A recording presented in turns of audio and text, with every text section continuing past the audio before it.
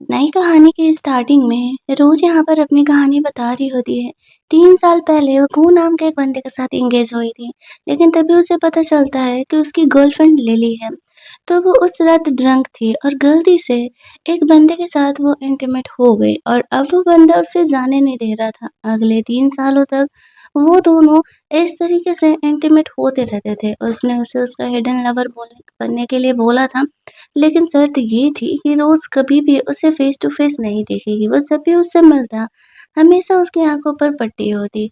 रोज़ को नहीं पता था कि वो किसके साथ है इन 3 सालों से, और उस लड़के के साथ होना उसकी मजबूरी भी हो गई थी, क्योंकि उसने उसे बोला था कि अगर वो उसकी हिडन लवर बन के नहीं रहेगी तो वो इनका जो अफ़ेयर है, वो गू और उसकी फ़ैमिली को बता देगा। गू तक तो ठीक है, लेकिन उसकी फ़ैमिली को रोज़ नहीं चाहती थी कि पता चले, क्योंकि गू के ग्रैंडफ़ादर उसे बहुत ही मानते थे। और रोज़ के इस दुनिया में कोई नहीं था, इसलिए वो अपनी इकलौती फैमिली को भी खोना नहीं चाहती थी। आज वो 3 साल पूरा होने वाले थे। रोज़ उस बंदे से कहती है, तुमने मुझसे कहा था कि 3 साल बाद तुम मुझे जाने दोगे, तो अब वो वक़्त आ गया है। लेकिन वो बंदा उसे कहता है कि मुझे तुम्हें जाने देने का मन नहीं है। रोज़ का कहना था, हमारा एग्रीमेंट इसी बात का था और तुम्हें उस बात पर टिकना होगा। दोनों वापस से यहाँ पर मेकआउट करते हैं। इस बंदे का नाम यानजी था और ये कोई और नहीं, गू का अंकल ही था। वैसे तो उसे फैमिली प्रॉपर्टी में कोई इंटरेस्ट नहीं था, लेकिन जब उसे पता चला कि गू रोज को चीटिंग कर रहा है और वो उससे शादी केवल फैमिली प्रॉपर्टी के लिए ही कर रहा था, तो फिर अब उसे भी उस फैमिली प्रॉपर्टी में हिस्सा चाहिए था। जस्ट टू रिवेंज फॉर रोज। अगले सीन में हम लोग रोज को देखते हैं। उसका फियोंसे गू अपनी गर्लफ्रेंड लिली के साथ वापस आ गया था। गू उसे कहता है, जैसा कि तुम्हें पता है कि मैंने तुम्हारा जान बचाया था, दैट्स व्हाई तुम्हारी जैसी ऑर्फनेज लड़की को मेरी फैमिली मौका देना चाह रही है, तो मैं मान भी गया हूँ। और तुम्हें ये एहसान मानते हुए ग्रैंडफादर को मेरे और लिली के अफेयर के बारे में नहीं बताना होगा। गू सब कुछ झेल रही होती है और वो अब भी ये बात मानने के लिए तैयार थी कि ठीक है, वो किसी को गू और लिली के बारे में नहीं बताएगी। हालाँकि हम सबको पता है कि आगे क्या होने वाला है, लेकिन मुझे इस कहानी की एक चीज़ जो है वो अच्छी नहीं लगी, वो थोड़ा मज़ा नहीं आया। जो कहते हैं, वो सुकून नहीं फ़ील हुआ कहानी देख कर के। क्यों बोल रही हूँ वो आगे पता चलेगा। अब यहाँ पर इस तरीके से गो और लिली दोनों अपना प्यार और अफ़ेक्शन सबके सामने दिखा रहे थे। लिली का कहना था, तुमने कहा था कि शादी के बाद भी तुम रोज़ को टच नहीं करोगे। गो कहता है, डोंट वरी डार्लिंग, मैं वैसे भी ऐसी लड़कियों को टच नहीं करता हूँ। और मैं तो तुम्हारे साथ हूँ ना। लिली फुल ऑन रोज को शो ऑफ कर रही होती है कि देख लो, फियांसे होने के बाद भी तुम्हारी कोई औकात नहीं है, लेकिन रोज उन्हें कुछ भी नहीं कहती है। वो बस गू का एहसान चुकाने के लिए उससे शादी कर रही थी, क्योंकि कुछ साल पहले उसने उसकी जान बचाई थी। अगले दिन गू और रोज घर पर जा रहे होते हैं, जहाँ पर कि यांजी आया हुआ था। अब रोज फेस टू फेस यांजी को देख करके पहचान तो नहीं पाती है, लेकिन यहाँ पर यांजी जब रोज और गू को साथ में देखता है तो उसे जेलसी होने लगती है। और फिर गू सोच रहा होता है कि ये अंकल यहाँ क्यों आ गया, क्योंकि वो जानता था कि प्रॉपर्टी में वो उसका सबसे बड़ा कॉम्पिटिटर है। वो ऐसे बिहेव करता है जैसे कि वो रोज को जानता ही नहीं हो। जब वो लोग अंदर जाते हैं तो वो रोज की ड्रेस की बड़ाई करता है। एक्चुअली उसने पर्सनली रोज के लिए कुछ ड्रेसेस दिए थे जो कि काफी कॉस्टली भी थे। अब रोज सोच रही होती है कि वो बंदे के बारे में मुझे क्यों ऐसा हिंट मिल रहा है कि वो यानजी हो सकता है, लेकिन फिर वो ज्यादा ध्यान नहीं देती है। घू को यहाँ पर डाउट होने लगता है, यानजी और रोज के बीच में कहीं कुछ चल तो नहीं रहा। वैसे तो प्रॉपर्टी को लेकर के दोनों के बीच लड़ाई झगड़े होते ही रहते थे, लेकिन यहाँ पे रोज को फील होता है कि वो उसके लिए लड़ रहे हैं। गो यहाँ पर ग्रैंडफादर के आते ही रोज के साथ अच्छे से बिहेव करने लगता है और ग्रैंडफादर चाहते थे कि गो और रोज जल्द से जल्द शादी कर ले। हालांकि वो रोज को भी बहुत मानते थे। उनको यांजी के बारे में कहना था कि तुम अपनी गर्लफ्रेंड कब ला रहे हो। यांजी उसे कहता है, मेरी गर्लफ्रेंड है, इस बात का भरोसा करिए और मैं जल्द ही आपको उससे मिलवाने वाला हूँ। लेकिन ग्रैंडफादर को लग रहा था कि कहीं यांजी ऐसी तैसी लड़की के साथ मत शादी वादी करने के बारे में जिद करने लगे, वरना उनकी फैमिली का नाम खराब हो जाएगा। उसे नहीं पता था कि वो तो ब्राइड चेंज करने के इरादे में है। वो रोज को ही अपनी वाइफ बनाने वाला है। थोड़ी देर बाद रोज अपने कमरे में जाती है और उस लड़के के दिए हुए गिफ्ट्स को चेक करती है ऑनलाइन। तो वो एक्चुअल में बहुत ही कॉस्टली थे। वो सोच रही होती है कि वो बंदा इतना अमीर कैसे हो सकता है कि उसे वो एक ड्रेस इतना कॉस्टली कॉस्टली दे रहा है। वो इन ड्रेसेस को नहीं रख सकती है, उसे उन ड्रेसेस को रिटर्न करना होगा। यही सोचते हुए वो बाहर जाती है, जहाँ पर कि बाहर बहुत खूबसूरत मौसम था और यान्जी भी वहाँ पर आ जाता है। यान्जी रोज से कहता है कि मुझे पता है कि तुम्हारे और गू के बारे में क्या चल रहा है तुम दोनों के लाइफ में, और तुम्हें नहीं लगता कि तुम्हें गो को छोड़ देना चाहिए। रोज उसे कहती है कि देखिए अंकल, ये मेरी और गो की पर्सनल मैटर है और मैं उसे किसी हालत में नहीं छोड़ने वाली। उसे लगता है कि यांजी का वॉइस उसे जाना पहचाना से क्यों लग रहा है। यांजी उसे छेड़ते हुए कहता है, तुम्हें नहीं लगता कि मेरा वॉइस तुम्हें कुछ जाना पहचाना सा लग रहा है। रोज ऑकवर्ड होकर के कमरे में चली जाती है। अगली सुबह वो दोनों बाहर निकल रहे थे तो लिली का कार से छोटा सा एक्सीडेंट हो गया था, तो गू रोज को छोड़ करके उसके पास निकल जाता है। उसके जाते ही यहाँ पर रेहानजी आता है और वो रोज को अपनी कार में बैठने के लिए बोलता है। रोज की मजबूरी थी। जैसे ही वो यांजी की कार में बैठती है तो यांजी उसे कहता है कि तुम गू से शादी नहीं कर सकती। मुझे पता है कि इन 3 सालों में तुम्हारा किसी और आदमी के साथ अफ़ेयर था। अगर तुमने गू से शादी किया तो मैं वो अफ़ेयर बाहर पब्लिक कर दूँगा। रोज़ हालाँकि थोड़ा-सा घबरा तो रही थी, लेकिन वो यांची से कहती है कि तुम्हें जो करना है करो। गू से शादी तो मुझे करना ही पड़ेगा। अब यांची को नहीं पता था कि आखिरकार रोज़ गू से इतना शादी करने के लिए क्यों ही परेशान है। वो बंदा खुद रोज से शादी करना चाहता था। अपना फीलिंग बताने के बजाय वो पहले उसे गू से अलग करने के बारे में सोच रहा होता है। रोज बोलती है तुम्हें जो करना है करो, और ये बोल करके वो वहाँ से चली जाती है। रात में जब वो दोनों वापस मिलते हैं तो यानजी उससे बोलता है, तो तुमने क्या सोचा गू से शादी तोड़ने के बारे में? रोज कहती है मेरा डिसीजन फाइनल है, मैं शादी नहीं तोड़ रही। तभी वहाँ पे ग्रैंडफादर आते हैं और वो पूछते हैं कि वो दोनों क्या कर रहे हैं, तो रोज कहती है कुछ नहीं, बस मैं अंकल से बात कर रही थी गू के बारे में। अब ग्रैंडफादर यहाँ पे यानजी को कहते हैं जल्द से जल्द तुम भी अपनी गर्लफ्रेंड को लेकर के आओ, हमें मिलना है। अगले दिन वो लोग इस तरीके से अपने फैमिली मेंबर के साथ लंच वंच करने के लिए गए हुए थे, जहाँ पर कि रोज़ अपनी ऑर्फनेज की डीन को भी लेकर के आए थे मिलने के लिए, वही उनकी फैमिली की तरह थी। लेकिन गू को रोज़ का फैमिली बैकग्राउंड बिल्कुल भी नहीं पसंद था कि वो एक ऑर्फनेज से बिलॉन्ग करती है, और वो उसके डीन को भी पसंद नहीं करता था। हालाँकि ग्रैंडफ़ादर को इससे कोई प्रॉब्लम नहीं था, वो यान जी को भी यहाँ पर बुलाते हैं क्योंकि फैमिली लंच हो रहा था।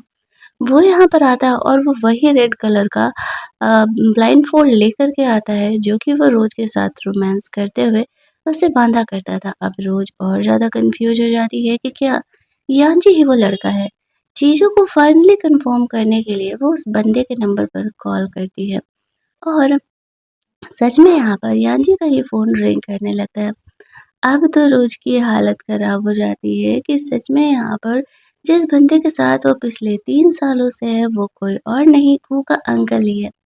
उसे अब थोड़ा ज़्यादा डर लगने लगता है कि कहीं यान्जी सच में अब उसका पोल ना खोल दे, क्योंकि अगर ऐसा हुआ तो फिर उसका रिश्ता तो गू से टूट ही जाएगा और ग्रैंडफ़ादर भी उसके बारे में बहुत ही बुरा समझेंगे। फैमिली मेंबर्स आपस में बात-वात कर रहे होते हैं कि तभी वहाँ पर यान्जी रोज़ को मैसेज करता है कि वॉशरूम में चलने के लिए।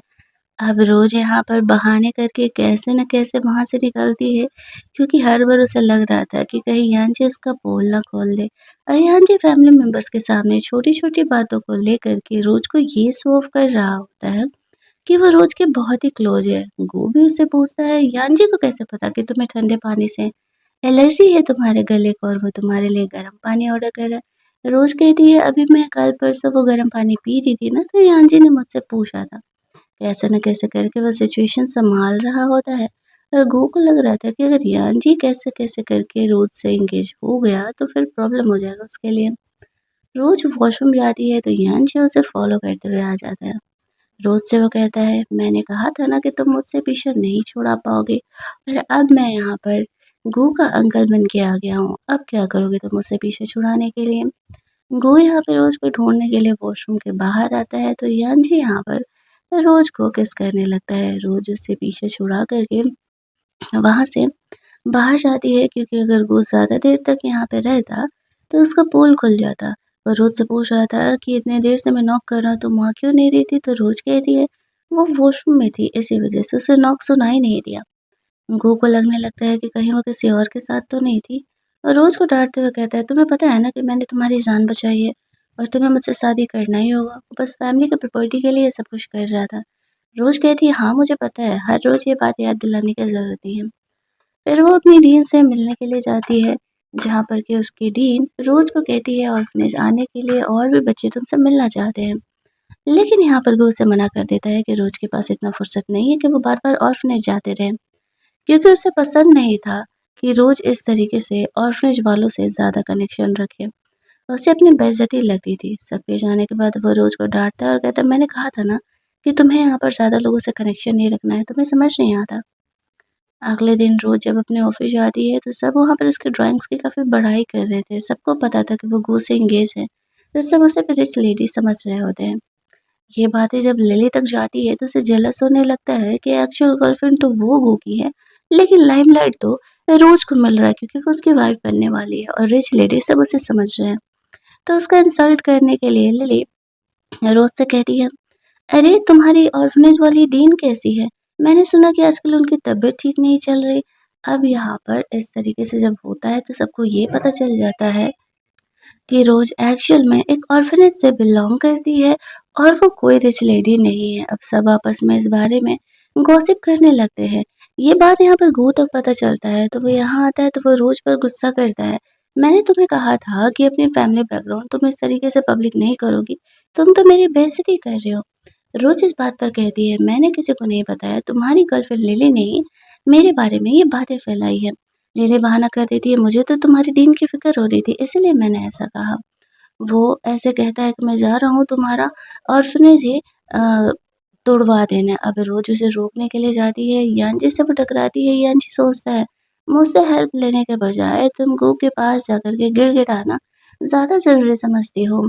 इधर जो लिली थी वो जाकर के ऑर्फनेज में तमाशा कर रही थी कि ये ऑर्फनेज अब टूटने वाला है, डिमोलिश होने वाला है तो तुम लोग यहाँ से निकल जाओ। रोज़ यहाँ पर पहुँचती है और वो उससे लड़ने लगती है और कहती है कि अभी कल वो टूटने वाला है ना तो तुम यहाँ आकर के क्यों ही तमाशा कर रही हो? वो सोच रही थी कि कल तक वो कुछ न कुछ तो प्रॉब्लम का सॉल्यूशन निकाल ही लेगी।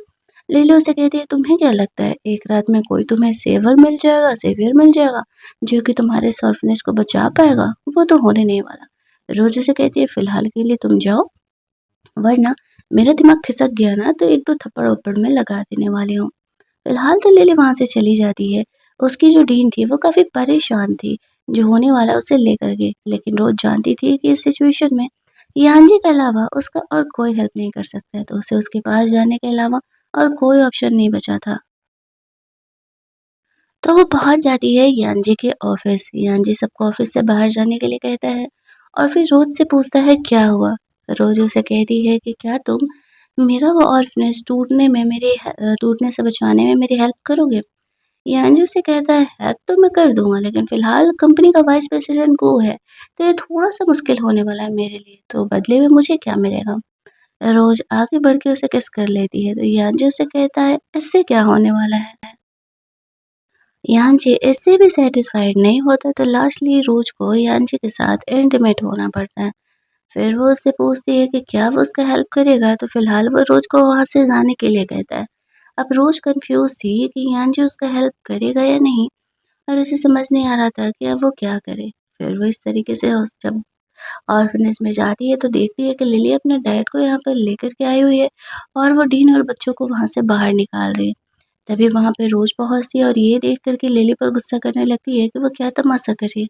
लिली उसे कहती है एक्चुअल में मैं गू बेबी को लेकर के प्रेग्नेंट हूँ ना, तो उसने मुझे ये करने का ऑर्डर दिया है।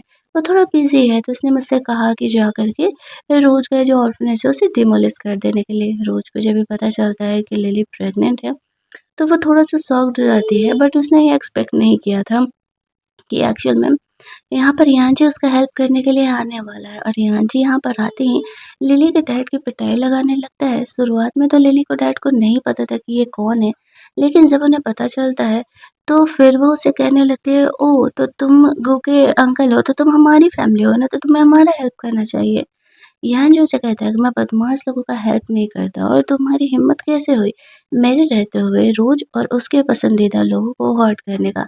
लिली उससे कहती है कि मैं गूगे बेबी को लेकर के प्रेग्नेंट हूँ, तो तुम इस तरीके से हमारी फैमिली को हर्ट नहीं कर सकते। यान्जी कहता है, मिस्ट्रेस के बच्चे को लेकर के मैं क्यों फ़िक्र करूँ? क्या तुम गो से एंगेज्ड हो? नहीं ना। गो की वाइफ़ हो? नहीं ना। तो ये रोना-धोना कहीं और जा कर के करना। वो अपने बंदे लोगों को लिली के डैड की पिटाई लगाते हुए वहाँ से लेकर के जाने के लिए कहता है और ये ऑर्फनेज का तोड़ना यहाँ पे रुकवा देता है। ऐसे सिचुएशन में रोज़ ईयान जी को थैंक्स बोलती है। वो उसे किस करने के लिए भी आगे बढ़ने ही वाला था। जो डीन थी वो अचानक से बेहोश हो जाती है। जल्दी-जल्दी उसे हॉस्पिटल लेकर के जाया जाता है जहाँ पर कि उसे रोज़ की फ़िक्र हो रही होती है। ईयान जी वहाँ पर डीन से मिलने के लिए आया था, लेकिन जब वो रोज़ को डीन से बात करते हुए सुनता है कि ये सब कुछ होने के बावजूद भी जब गू ने उसे ऑर्डर दिया था कि ऑर्फनेज तोड़ देना है, फिर भी रोज़ यहाँ पर गू से शादी करने के लिए रेडी है, उसे इस बात का बहुत ही बुरा लगता है। हर सिचुएशन में मैं उसका हेल्प कर रहा हूँ और वो है कि इस तरीके से मुझे छोड़ कर के गो के पीछे पड़ी हुई है और वो रोज़ से बिना बात किए ही वहाँ से चले जाता है।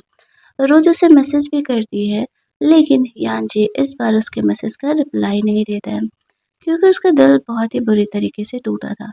अपने डीन वगैरह से मिल के वो वहाँ से निकल रही थी, तो गू यहाँ पे रोज़ पे गुस्सा करते हुए आता है और कहता है, "तुमने लिली को क्यों प्रोवोक किया?" रोज़ उसे कहती है, "मैंने उसे प्रोवोक किया? वो प्रेग्नेंट है तो घर पर बैठे ना, उसे ऑर्फनेज तुड़वाने जाने की क्या ज़रूरत थी? और सीरियसली तुमने मेरा ऑर्फनेज तोड़ने का कोशिश किया, दैट्स व्हाई मैंने यानजी से हेल्प लिया। तुमसे बेहतर तो वही इंसान है, एक स्ट्रेंजर होते हुए भी उसने मेरी हेल्प की।" और जब वो ऐसा बोल रही थी तो गू को लगने लगता है कि कहीं रोज़ यानजी से बट मत जा वरना फैमिली की प्रॉपर्टी उसे कैसे मिलेगी। इस बार रोज़ गू से बहस करती है, वो कभी नहीं करती थी। वो उससे कहती है कि अपने मिस्ट्रेस को कहो कि घर पर बैठे। मैं ग्रैंडफ़ादर को ये बातें नहीं बताती, इसका ये मतलब नहीं है कि मैं बताऊँगी नहीं। फिर वो लिली से मिलने के लिए जाता है, वो उस पर गुस्सा हो रहा था कि उसने रोज़ को क्यों बताया कि वो प्रेग्नेंट है। लिली उसे कहती है मैंने उसे नहीं बताया, वो खुद ही जान गई। मैं तो बस ऑर्फनेज तोड़ने के लिए गई थी। गो को लगने लगता है कि लिली ये सही कह रही है। वो सोचता है उसे रोज़ को पटा के रखना होगा, वरना इस तरीके से शादी नहीं की तो फैमिली की प्रॉपर्टी नहीं मिलेगी। दूसरी तरफ रोज़ यानजी के बारे में सोच रही होती है कि उसने उसे मैसेज नहीं किया। शायद उसके लिए ये बातें इतनी छोटी हैं कि उसे फ़र्क नहीं पड़ता है। और यहाँ पर यानजी जो था वो अकेले ही ड्रंक हुआ जा रहा था।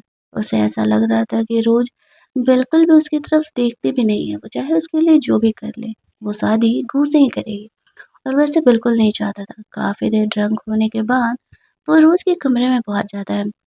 रोज़ सोचती है कौन ही उसके कमरे में आया होगा, लेकिन जैसे ही वो गेट खोलती है तो सामने यानजी था।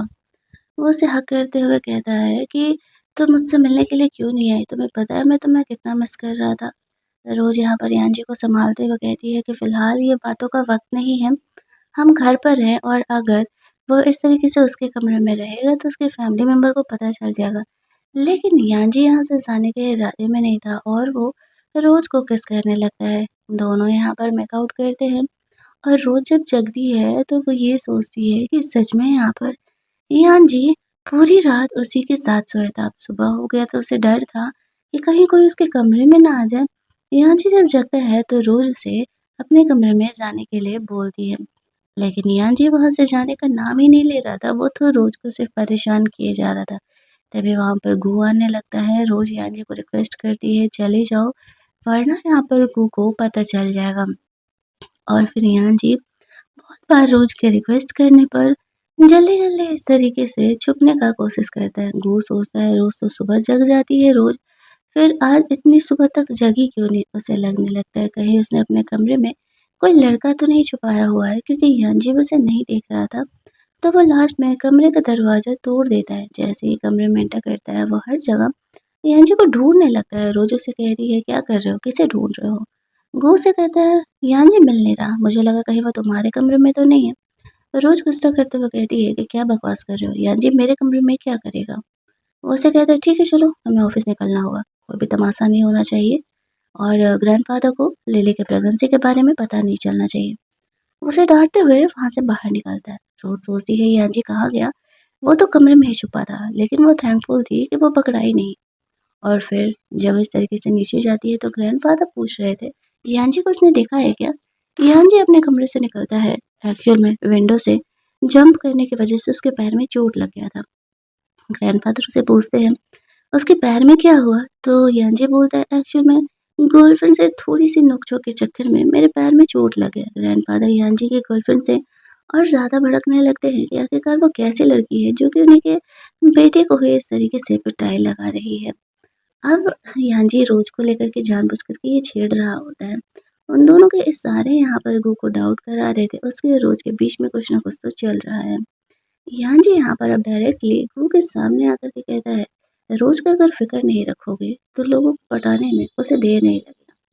वो दोनों ही उसे लेकर के इनडायरेक्टली लड़-झगड़ रहे होते हैं और रोज़ को ये बिल्कुल अच्छा नहीं लग रहा था क्योंकि उसे ऐसा लग रहा था कि यान जी ऐसा करेगा, तो गू को कहीं कन्फर्म ना हो जाए कि उसके और रोज़ के बीच में क्या चल रहा है। दैट्स व्हाई वो यान जी से थोड़ा डिस्टेंस सबके सामने मेंटेन करके रखने का डिसाइड करती है। जब वो ऑफ़िस के लिए बाहर निकलती है, तो वो नहीं चाहती थी कि तमाशा हो। यान जी यहाँ पर आता है उसकी कार में, बैठने के लिए बोलता है तो वो चुपचाप बैठ जाती है। यान जी यहाँ पर कार में रोज़ को किस करने लगता है। वो इधर आ रहा था देखने के लिए कि रोज़ अभी तक निकली क्यों नहीं है और जैसे ही वो पास आता है, तो यहाँ पर वो कार ऐसे ड्राइव करके आगे बढ़ा लेता है। और फिर इधर रोज़ को वो समझा रहा होता है, जैसे तुम्हें पता है खुद गू का अफ़ेयर चल रहा है, तो तुम उसके लिए इतना सब कुछ क्यों कर रहे हो? तभी वहाँ पे रोज़ को कॉल आता है और उसे कंपनी इस तरीके से जाना पड़ता है। यान्जी को पता चला था कि गू के लिए वो अपने ज्वेलरी डिज़ाइनिंग के सपने को भी छोड़ चुकी थी और कॉम्पिटिशन में भी पार्टिसिपेट नहीं कर रही होती है।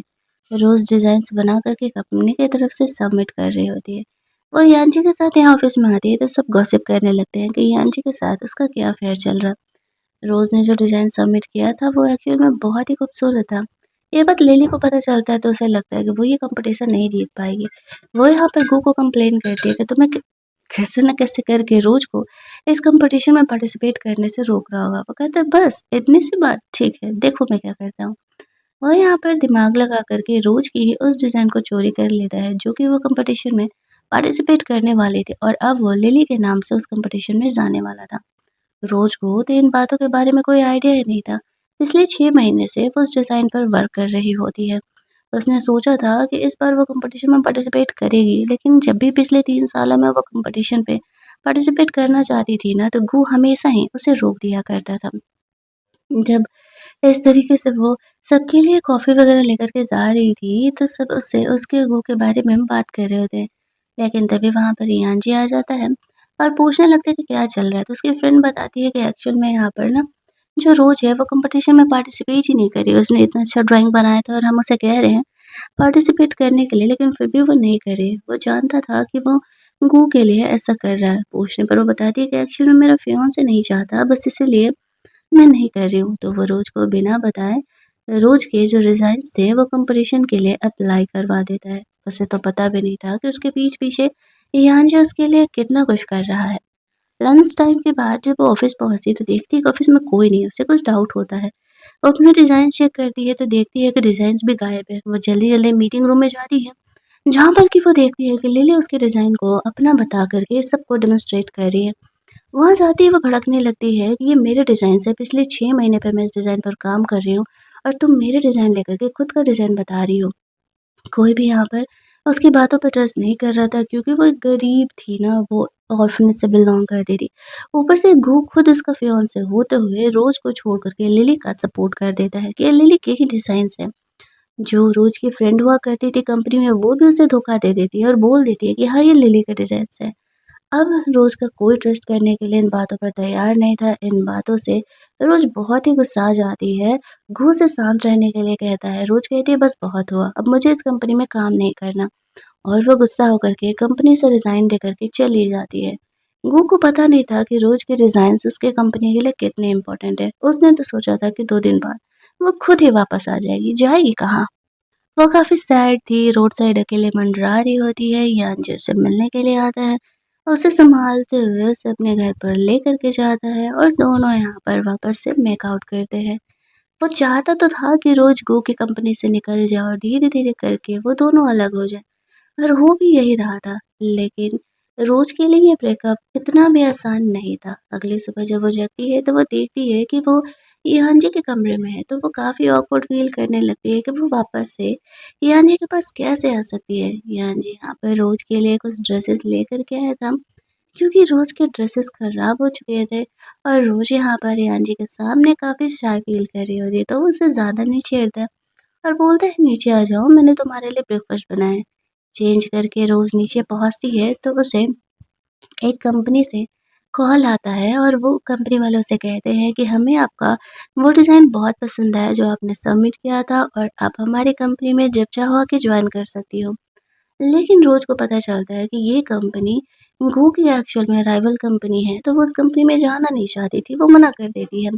उधर से वो बंदा कहता है कि आपको इतनी जल्दी मना करने की ज़रूरत नहीं है, कंपनी के दरवाज़े आपके लिए हमेशा ही खुले रहेंगे, आप जब चाहो आकर के जॉइन कर सकते हो। अब रोज़ यहाँ पर सोच रही होती है कि उस कंपनी के लिए क्या यान ने उसके लिए अप्लाई किया।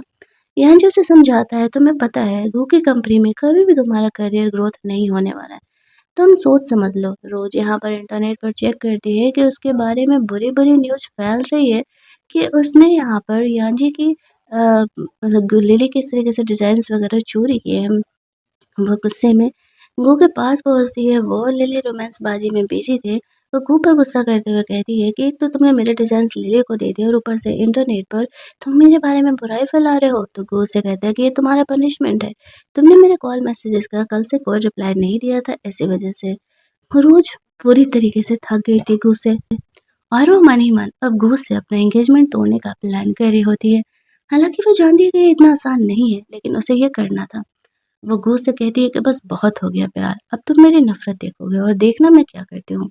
ऐसा करके वो गू को थप्पड़ मारती है। गू ने कभी एक्सपेक्ट नहीं किया था कि रोज़ इतनी हार्शली उससे बात करने वाली है। लिली यहाँ पर एक्टिंग करते हुए कहती है, छोड़ो जाने दो गू, तुम समझ सकते हो ना, रोज़ हमसे कितना जेलस होगी, तुम मुझसे प्यार करते हो, मैं तुम्हारे बच्चे को लेकर के प्रेग्नेंट हूँ और ऊपर से उसके डिज़ाइन्स भी मेरे पास हैं, इसी वजह से। तो रोज़ गुस्सा होकर के वहाँ से चली जाती है और गू को तो लग रहा था कि वो उसका पालतू है और आज नहीं तो कल वो उसके पास वापस लौट ही आएगी। बट उसे पता नहीं था कि एक इंसान एक लिमिट तक ही अपनी सेल्फ रिस्पेक्ट का बैंड बजा करके किसी के साथ रह सकता है। और ये ड्रामा में ही होता है कि लोग चीटर को बार-बार मौका देते हैं। रियल लाइफ में कोई किसी को मौका नहीं ही दे तो बेहतर है। अब रोज़ यहाँ पर फाइनली डिसाइड कर लेती है कि उसे उस कंपनी में जॉइन करना होगा। यान जी ने भी उसे एडवाइस किया था कि यही तुम्हारे लिए सही है। तुमने देखा ना वो तुम्हारे लिए क्या किया। रोज़ कहती है कि हाँ, तुम सही कह रहे हो। शायद मुझे ये नहीं सोचना चाहिए। भले वो कंपनी यहाँ पे गो के राइवल है, बट मुझे क्या, बस मैं इस तरीके से उस कंपनी से जा चुकी हूँ, तो अब मैं नई कंपनी जॉइन कर सकती हूँ। तो वो उस कंपनी में पहुँचती है जहाँ पर कि यान जी का फ्रेंड एक्टिंग प्रेसिडेंट के तौर पर काम कर रहा होता है। और यहाँ पर वो नहीं जानती थी कि यान जी कंपनी का बॉस है। वो कहता है एक्चुअली में ये मेरा फ्रेंड है। यान जी यहाँ पर रोज़ को पूरी कंपनी दिखा रहा होता है और रोज़ को एक ऑफ़िस दिया गया था यहाँ पर काम करने के लिए। रोज़ को पता नहीं था कि इस कंपनी में उसे स्पेशल ट्रीटमेंट क्यों मिल रहा है। लेकिन हाँ, उसे अच्छा ज़रूर लग रहा था। उसे सैलरी वग़ैरह भी काफ़ी अच्छी मिल रही थी। तो उसके फ्रेंड ने उसे कहा था कि वो रोज़ को ना बताए कि वही कंपनी का सीईओ है। अगले दिन से रोज़ अपने काम में लग जाती है और उसने उस डिज़ाइन कॉम्पिटिशन के लिए भी अप्लाई किया हुआ था। तो वो एक दिन उस डिज़ाइन कॉम्पिटिशन में जाती है देखने के लिए, जहाँ पर कि वो लिली से बदला लेने वाली थी। शुरुआत में तो उसे पता नहीं था कि उसने इस डिज़ाइन को किसने उसके डिज़ाइन को ऐसे कॉम्पिटिशन में पार्टिसिपेट कराया। लेकिन जब वो जाती थी वहाँ पर तो वो कॉन्फिडेंट थी। यान जी भी वहाँ पर आता है, गू और लिली भी वहाँ पर आते हैं। वो लोग सोच रहे थे कि रोज़ यहाँ पर आई है तो कहीं वो पंगे ना क्रिएट करे उनके लिए, क्योंकि लिली ने यहाँ पर रोज़ के ही डिज़ाइन को इस तरीके से अ, कॉम्पिटिशन के लिए भेजा था। रोज़ के डिज़ाइन एक्चुअल में यहाँ पर चूज़ कर लिया जाता है फर्स्ट प्राइज़ के लिए। उसे लेने के लिए लिली वहाँ पर जाती है। लेकिन यहाँ पर जो होस्ट थी वो बताती है कि एक्चुअल में तुम तो इस कॉम्पिटिशन के विनर हो ही नहीं। इस कॉम्पिटिशन के विनर का नाम रोज़ है। सभी सुन के शॉक हो जाते हैं कि ये डिज़ाइन तो लिली ने सबमिट किया है। तो फिर इस पे रोज़ का नाम कैसे हो सकता है? रोज़ स्टेज पर जाती है और कहती है एक्चुअल में डिज़ाइन मेरी ही है। पिछले 6 महीने से मैं इस पर काम कर रही हूँ, लेकिन सब उसकी कंपनी वाले बोलने लगते हैं कि नहीं, रोज़ झूठ बोल रही हो और ये डिज़ाइन लिली का है। तो रोज़ कहती है चलो ठीक है, तो एक बात बताओ, तुम्हारे पास इस डिज़ाइन के ड्राफ्ट्स तो होंगे ना? क्योंकि सारे डिज़ाइनर अपने डिज़ाइन्स के ड्राफ्ट्स ज़रूर ही रखते हैं जब तक कि उनके डिज़ाइन पूरी तरीके से कंप्लीट ना हो जाए। लिली कहती है नहीं, मेरे पास कोई ड्राफ्ट नहीं है।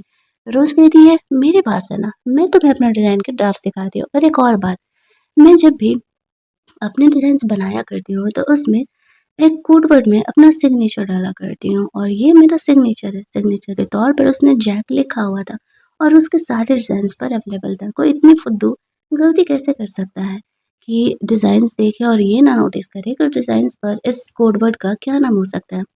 साथ ही में यहाँ पर रोज़ वो वीडियो भी चलवा देती है क्योंकि यान ने उसे भेजा था जहाँ पर कि लिली इस तरीके से उसके डिज़ाइन को चोरी कर रही है। अब यहाँ पर लिली को ये बात एक्सेप्ट करना पड़ता है कि एक्चुअल में ये डिज़ाइन रोज़ का ही है, लेकिन उसने उसे चोरी नहीं किया था।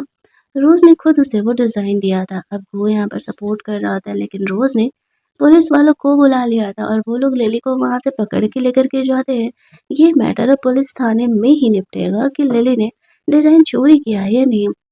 सब यहाँ पर गू की बेइज़्ज़ती करने लगते हैं कि ये कैसा सीईओ है, इसे कंपनी नहीं सँभालती। इस तरीके से वो चोरी किए हुए डिज़ाइन्स को लेकर सबमिट करा रहा है। वो कहता है कोई बात नहीं, ये दोनों ही बंदे तो हमारी कंपनी के हैं ना। यान जी कहता है जैसा कि हमें पता है तुमने 1 महीने पहले रोज़ को जॉब से निकाल दिया है, तो वो तुम्हारी कंपनी के कैसे हुई? गू से कहता है यार तमाशा नहीं करो, चुपचाप हमारी कंपनी में चलो काम करने के लिए। लेकिन रोज़ उसे साफ तौर से मना कर देती है और कहती है ये तो कभी नहीं हो पाएगा। मैंने दूसरी कंपनी जॉइन कर ली है और मैं उस कंपनी में बहुत ही खुश हूँ। फिलहाल गू को नहीं पता था कि रोज़ उसी की राइवल कंपनी के लिए काम कर रही है। वो रोज़ को कहता है कि तुम बहुत पछताओगी बाद में। रोज़ उसे कहती है अब पछताने का वक़्त गया और अब अपना स्टैंड लेने का वक़्त आ चुका है। जैसा कि तुमने देखा कि मैंने अपने डिज़ाइन्स को फाइनली खुद का प्रूफ कर ही लिया है। जो यहाँ पे रोज़ के कंपनी वाले थे, वो लोग रोज़ का सपोर्ट कर रहे होते हैं कि रोज़ तुमने बहुत ही अच्छे डिज़ाइन्स बनाए हैं, तुम्हारे डिज़ाइन की वज़ह से हमारी कंपनी को भी अवार्ड मिल रहा है। तब जा कर के यहाँ पर गो को पता चलता है कि रोज़ एक्चुअल में उसकी राइवल कंपनी के लिए काम कर रही है। वो रोज़ को वार्न करता है कि वो बहुत ही पछताएगी। रोज़ उसे कहती है कि उसके पास पछताने का कोई रीज़न नहीं, उसने फाइनली डिसाइड कर लिया। अब लिली को भी उसे जेल से निकालना था, तो फिलहाल गू वहाँ से चले जाता है और रोज़ ने ठान लिया था कि अब वो गू के साथ अपना एंगेजमेंट तोड़ कर के रहेगी। एहसान के लिए वो अपनी ज़िंदगी बर्बाद नहीं कर सकती, पूरी ज़िंदगी वो एक चीटर के साथ नहीं बिता सकती है। उसके जाते ही यहाँ पर यान जी रोज़ से बात करने के लिए आता है, तो बातों-बातों में रोज़ उसे बताती है, हमारी कंपनी का बॉस आज की पार्टी में आने वाला है क्या? क्योंकि मैं ना उसकी बहुत बड़ी फ़ैन हूँ, उसके डिज़ाइन्स मुझे बहुत ही इंस्पायर करते हैं। अब ये सुनते ही यान जी काफ़ी खुश हो जाता है कि एक्चुअल में वो रोज़ का फ़ेवरेट पर्सन है। वो अपने फ्रेंड को बोलता है उसके साथ पार्टी अरेंज कराने के लिए। वैसे तो वो अपनी आइडेंटिटी को हाइड करके रखा करता था, किसी को नहीं बताता था। रोज़ जब उस पार्टी में जा रही है, तो सामने यान जी को देख कर के उसे लगने लगता है कि वो यहाँ क्या कर रहा है? वो उसे कहती है कि शायद बॉस को पसंद नहीं आएगा कि यान जी यहाँ पर एक आउटसाइडर होकर के उनकी कंपनी के पार्टी में यहाँ पर आया हुआ है। लेकिन तभी वहाँ पर उसका फ्रेंड एक और डिज़ाइनर को लेकर के आ जाता है, जिसे कि रोज़ पहचान रही होती है।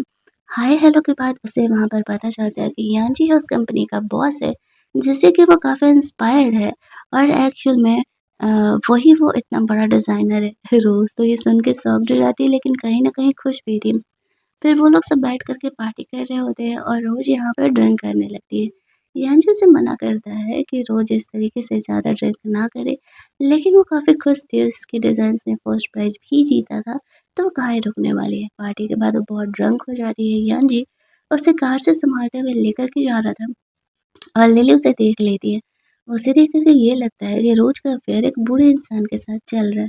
तो इन बातों पे फ़ोटोज़ वीडियोज़ बनाने के लिए जाती है, लेकिन तब तक कियान जी वहाँ से रोज़ को लेकर के चले जाता है। उसे इतना पता चलता है कि वो दोनों कार में किस कर रहे हैं।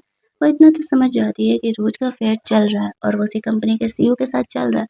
और वो ये अनुमान लगाती है कि एक्चुअल में जो उस कंपनी का सीईओ है, वो यहाँ पर एक बूढ़ा इंसान है। वो दोनों मेकआउट करते हैं। अब रोज़ यान जी को छोड़ के जाने का प्लान नहीं कर रही होती है। अगली सुबह यहाँ पर जो कुछ ऑफ़िस में हुआ था उस वज़ह से गू को डाँट लग रहा था। उसके ग्रैंडफ़ादर कहते हैं कि अपने लिली के नौटंकी को हैंड आउट करो और शादी रोज़ से जल्द करो। ऐसा बोल कर के वहाँ से चले जाते हैं। गू रोज़ से कहता है लिली जेल गई हुई थी और ग्रैंडफ़ादर को कहना शादी बिल्कुल सिंपल तरीके से होनी चाहिए। रोज़ सोचती हाँ, हाँ बेटा आओ, मैं तो सबके सामने ही तुम्हें मना करने वाली हूँ। ऐसा कह के वो गू को इस बारे में कुछ नहीं बोलती है। जब वो यांजी से स्टेयर्स पर मिलती है, तो वो उसे कहती है कि क्या वो उसकी शादी में आएगा? यांजी उसे कहती है कि कहता है कि हाँ, अगर वो उससे शादी करेगी तो वो ज़रूर आएगा।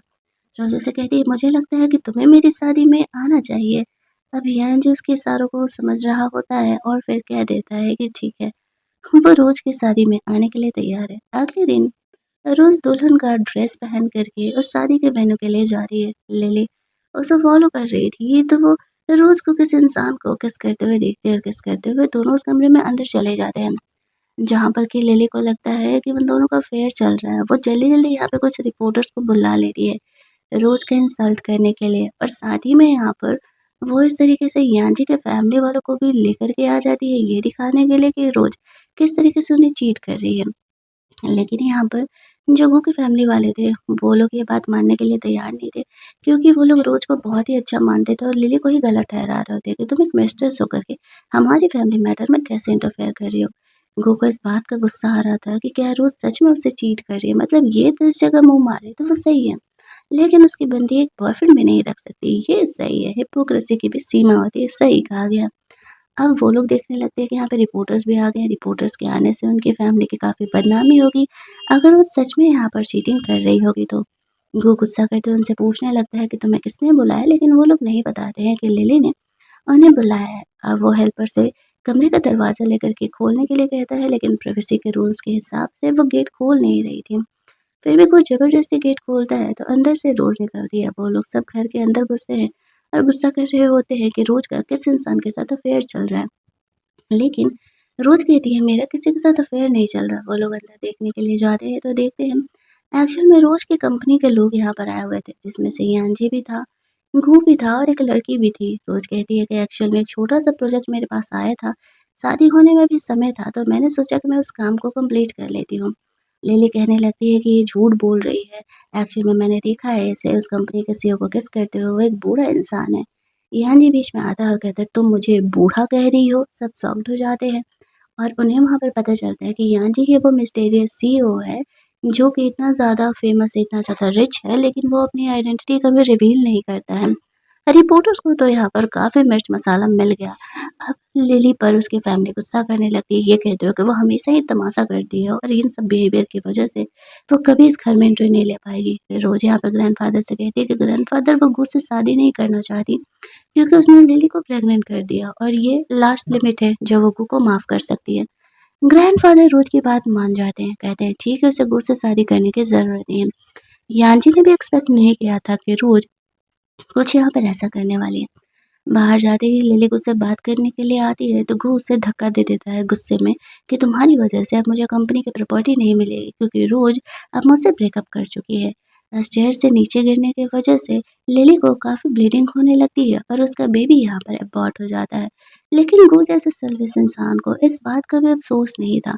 उसका खुद का बेबी अब इस दुनिया में नहीं है और वो यहाँ पर सिर्फ़ फैमिली के प्रॉपर्टी के पीछे पड़ा हुआ था। वो ना रिवेंज ड्रामा में जब तक चीटर ऐसे अफ़सोस ना करे कि लड़की के साथ चीट करके उसने गलती की, कहानी देखने का मज़ा नहीं आता। इसलिए मैंने कहा था, इस कहानी में वो सुकून नहीं है, वो गू परेशान नहीं है ना रोज़ के लिए। आपको क्या लगता है? कमेंट में अपने थॉट्स ज़रूर बताना। अब यहाँ पर यान्जी और रोज़ ग्रैंडफ़ादर के साथ अपने एंसेस्ट्रल हॉल में पूजा वगैरह कर रहे होते हैं, जहाँ पर कि ग्रैंडफ़ादर यान्जी से उसकी गर्लफ्रेंड के बारे में पूछते हैं तो बताता है, ग्रैंडफ़ादर मेरी गर्लफ्रेंड अभी शाई है और वो भी उनसे मिलना नहीं चाहती है। ग्रैंडफ़ादर वार्न करते हैं कि वो किसी अच्छी फैमिली से होनी चाहिए। उसके जाते ही वो रोज़ से कह रहे होते हैं कि तुम्हें पता लगाना होगा, यान्जी क्या कंपनी में किसी से पटा हुआ है। अब रोज़ मन ही मन स्माइल करने लगती है कि वो तो उसी से सेट है, लेकिन वो ये बात ग्रैंडफ़ादर से नहीं बता सकती थी ना। दैट्स व्हाई वो ग्रैंडफ़ादर को कह देती है कि ठीक है ग्रैंडफ़ादर, मैं यहाँ पर आपको ज़रूर ही बता दूँगी। जब वो कमरे में अंदर जाती है तो यान्जी उसके कमरे में था। वो पूछता है कि ग्रैंडफ़ादर ने तुमसे क्या कहा? रोज़ कहती है यही कि तुम्हारा कंपनी में किसके साथ अफ़ेयर चल रहा है बताने के लिए, और मुझे हाँ कहना पड़ा क्योंकि वो मेरे साथ बहुत ही अच्छा बिहेव करते हैं। वो दोनों यहाँ पर मेक आउट कर रहे थे। यान्जी रोज़ को प्रपोज़ करते हुए कहता है कि तुम मुझसे शादी कर लो। रोज़ कहती है कि क्या ये तुम सच कह रहे हो? यान्जी कहता है हाँ, क्योंकि मैं तुम्हें पसंद करता हूँ। तो रोज़ उसे कहती है ठीक है, मुझे कुछ सोचने के लिए वक़्त चाहिए क्योंकि मेरा अभी-अभी ये रिश्ता टूटा है। यान्जी से कहता है अगले कुछ दिनों के लिए वो बिज़नेस ट्रिप पर जा रहा है और जब वो वापस लौटेगा तो उसे रोज़ का जवाब चाहिए। रोज़ ओके कह देती है और फिर दोनों यहाँ पर रोमांस करने लगते हैं। अगले दिन गो की कंपनी के कॉन्ट्रैक्ट्स नहीं मिल रहे होते क्योंकि उसे रोज़ के डिज़ाइन की वजह से ही बहुत सारे कॉन्ट्रैक्ट्स वगैरह मिल रहे थे। अब रोज़ कंपनी से जा चुकी थी तो सारे लोग उसे डाँट लगा रहे होते हैं कि तुम्हें रोज़ जैसी इतनी अच्छी एम्प्लॉयी को जाने नहीं देना था। अब रोज़ कभी भी उनकी कंपनी में आने नहीं वाली थी। वो यान्जी की कंपनी के लिए काम कर रही होती है। ये बात वो अच्छे से जानता था।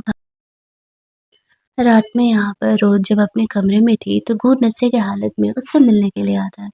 वो उसे कहता है कि तुम्हारा यांजी के साथ अफेयर चल रहा है ना, रोज़ उसे कहती है तुम्हें उससे क्या? हमारा ब्रेकअप हो चुका है, हमारे बीच अब कोई रिलेशन नहीं है जिस वज़ह से मैं तुम्हें इन सवालों का जवाब दूँ। लेकिन वो यहाँ पर नशे की हालत में था और वो रोज़ के साथ बदतमीज़ी करने का कोशिश करने लगता है। तो वो कहती है यांजी को हेल्प करने के लिए। यांजी उसकी आवाज़ सुन के कमरे में आ जाता है और वो गू की पिटाई लगा देता है। रोज़ को सेव करते हुए वहाँ से लेकर के जाता है और गो को वार्न करता है कि दोबारा अगर उसने ऐसा किया तो वो कंपनी से उसे निकालने में एक बार भी नहीं सोचेगा। फिर जब वो इस तरीके से रोज़ को सँभाल के लेकर के जाता है तो रोज़ सोचती है कि शायद वो सच में यांजी से ही प्यार करने लगे। इसी वज़ह से जब वो डेंजर में थी तो सबसे पहले उसे यांजी का ही बात याद आता है और यांजी ही याद आता है। वो उसे हग करके रोने लगती है, तो यांजी उसे सँभालता है। नेक्स्ट डे जब रोज़ यहाँ पर जाती है अपने ऑर्फनेज के बच्चों से मिलने के लिए तो उन बच्चों ने ड्राइंग किया हुआ था फैमिली वाला। रोज़ काफ़ी खुश हो जाती है और उसे पिक्चर क्लिक करके सोशल मीडिया पर अपलोड कर देती है और यांजी को लिखती है कि वो उसे मिस कर रही है। यांजी बिज़नेस ट्रिप पर था और वह रोज़ के पोस्ट देख कर के काफ़ी खुश हो जाता है और अपने तरफ से भी कुछ पोस्ट में रिप्लाई बैक कर देता है। ग्रैंडफ़ादर उसके पोस्ट देख कर के कहने लगते हैं कि देखो ना, यांजी ने अपनी गर्लफ्रेंड के लिए ये पोस्ट डाला है, अब मुझे जानना है कि उसकी गर्लफ्रेंड कौन है? और वो यहाँ बहाना करने लगती है, नहीं, नहीं मुझे तो नहीं पता, और वो इन सारी बातों को जान रहा होता है। यहाँ पे रोज़ को थोड़ा-सा वोमिटिंग फ़ील होता है। उसे ध्यान आता है कि उसका पीरियड तो आया नहीं, कहीं वो सच में प्रेग्नेंट तो नहीं है। वो ग्रैंडफ़ादर को बहाना कर देती है कि एक्चुअल में उसने कुछ खाया नहीं है, दैट्स व्हाई उसे वोमिटिंग सा फ़ील हो रहा है। जब वो डॉक्टर को चेक कराने के लिए जाती है तो उसे पता चलता है कि वो एक्चुअल में प्रेग्नेंट है।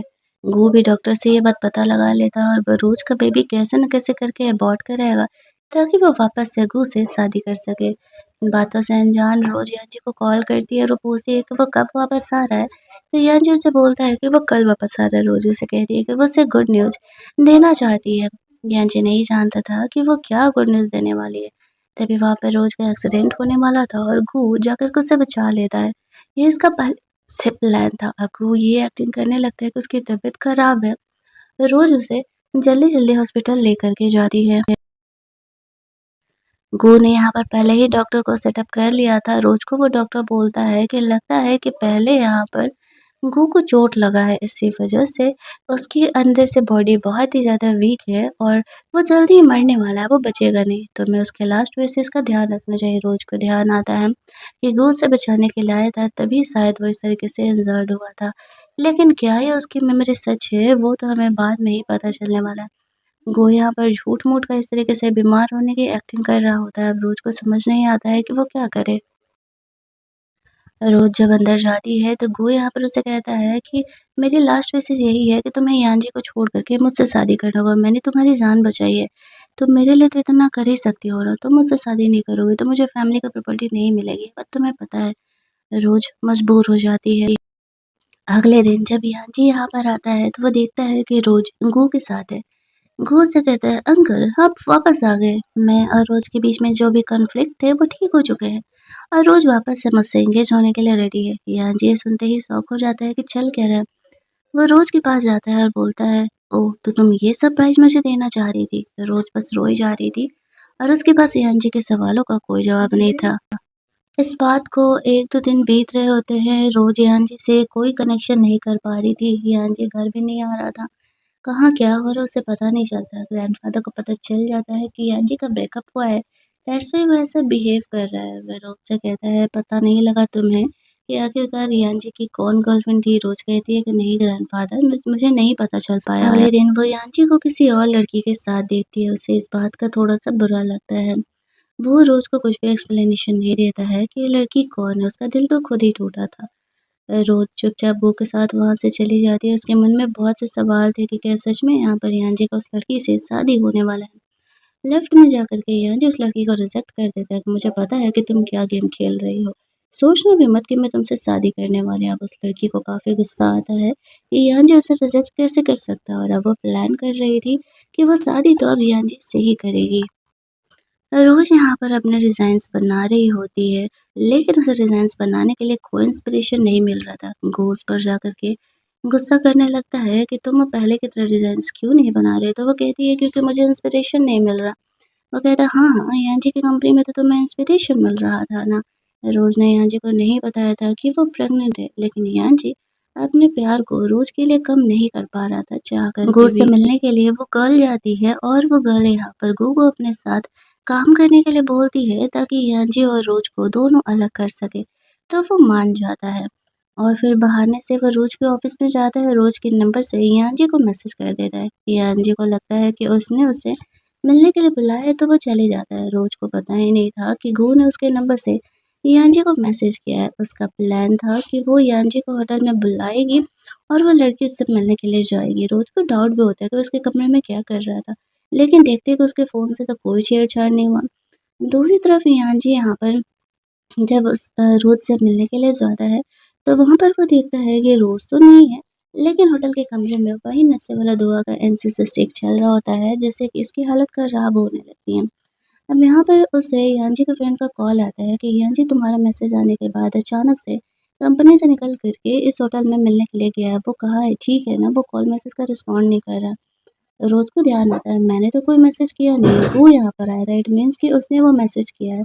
अब वो जल्दी-जल्दी उस प्लेस के लिए निकलती है ताकि यहाँ पर यांजी किसी और के साथ ना हो। यांजी यहाँ पर खुद को सेव कर रहा था, वो लड़की यहाँ पर आती है तो उसे डाँटते हुए वहाँ से जाने के लिए कहता है। तब तक रोज़ वहाँ पर पहुँच जाती है और वो यांजी को हग कर लेती है। वो कहती है, मुझे लगा कि शायद मैं तुम्हें हमेशा के लिए खो दूँगी। यांजी से कहता है, तुमने मुझे मैसेज किया था तो मैं तुमसे मिलने के लिए आई थी। वो कहती है, मैंने तुम्हें कोई मैसेज नहीं किया था, एक्चुअल में गू ने तुम्हें मैसेज किया था, मुझे माफ़ कर दो। एक्चुअल में गू ने मेरी जान बचाई और वो मरने वाला था, इसी वजह से मैंने उसे लास्ट में शादी करने के लिए हाँ कह दी। यांजी वहाँ पर रोज़ को जो सच बताने वाला था, वो सुन कर के वो शॉक होने वाली थी, लेकिन इससे पहले कि वो कुछ बोल पाए, यहाँ पर ग्रैंडफ़ादर आ जाते हैं और वो यांजी और रोज़ को साथ में देख लेते हैं। रोज़ काफ़ी ऑकवर्ड हो जाती है, ग्रैंडफ़ादर क्या सोचेंगे कि वो गू को छोड़ कर के यांजी के साथ है। यांजी उसे कहता है कि मैंने जानबूझकर के यहाँ पे ग्रैंडफ़ादर को बुलाया था, ताकि उन्हें पता चल सके। हालाँकि जब उन्हें पता चलता है कि यांजी रोज़ के साथ है, तब उन्हें इस बात से कोई प्रॉब्लम नहीं थी, क्योंकि वो रोज़ को जानते थे कि वो एक अच्छी लड़की है। हालाँकि उनके लिए थोड़ा-सा शॉक ज़रूर था कि वो गू को छोड़ कर के इस तरीके से यांजी के साथ है, लेकिन वो इस बात को एक्सेप्ट कर लेती हैं। फिर वो लोग इस तरीके से वहाँ से बाहर निकलते हैं और यांजी बताता है कि एक्चुअल में मुझे पता चला था कि गू तुम्हें किस चीज़ को लेकर के ब्लैकमेल कर रहा है। मैंने पता लगाया और मुझे पता चल गया कि एक्चुअल में वो तुम्हारा सिचुएशन का फ़ायदा उठा रहा है। वो कोई बीमार-विमार नहीं है और वो तुमसे झूठ बोल रहा है। मैंने डॉक्टर से चेक कराया भी तो वो बिल्कुल ठीक है।